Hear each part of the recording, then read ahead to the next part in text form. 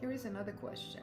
What's the difference between staccato octaves and legato octaves? This is something that comes up very often.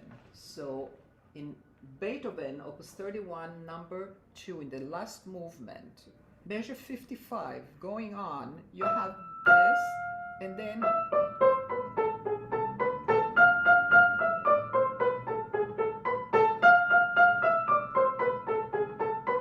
so this is staccato octaves.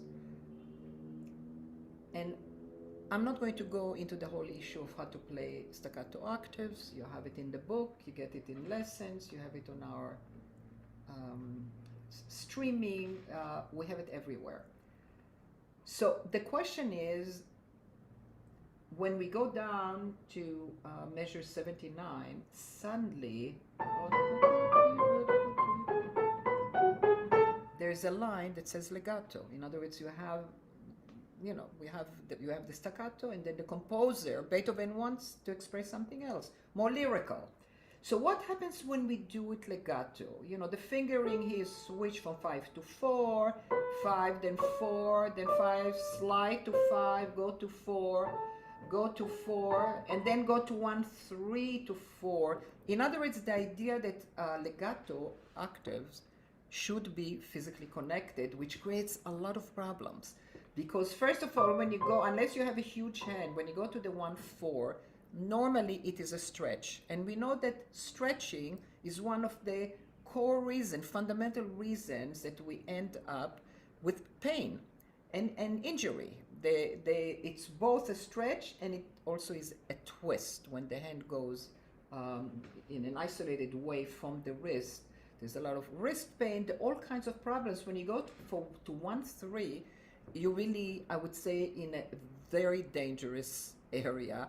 And there's a good chance going to the 1, 3 and then the 1, 4 that you'll end up in pain. You end up injured, which is why we talk so much about the 1, 5. I mean, if someone has a very big hand and it's on the black keys and it doesn't feel stretched and not twisted, fine. I don't think that it's possible to do it with the 1, 3. But what's the difference is that when we play like staccato, the staccato touch sends us, with the help of a little bit of rotation, makes it easy to go fast. We cannot connect it. When we play legato octaves physically, we still cannot connect them. What we can do is the staccato can be a little bit slower. You still need to be sent. You still have to be sent, and with a little bit of pedaling. And sound.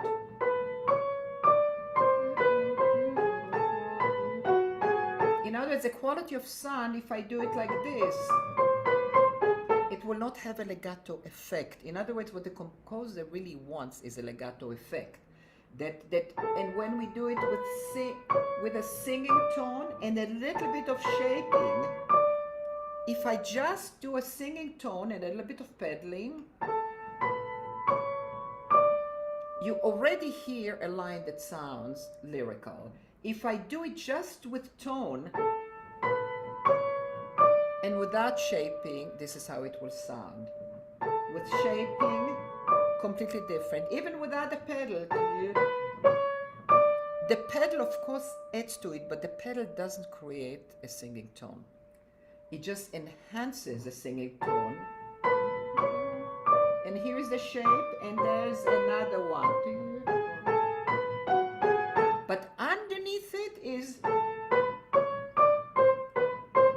that's the technique. Again, if we only understand that we have choices for something a little bit faster, a little bit more of a staccato, and a little bit less of a staccato that still gets me over in time from octave to octave, and the tone.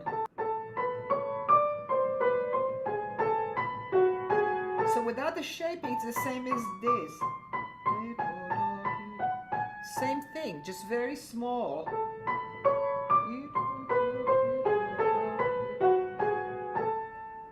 So that's, I wanted to just point out that sometimes when we want something singing and we're killing our hands in the process of doing it, you're not sacrificing anything for the music, you're sacrificing your hands.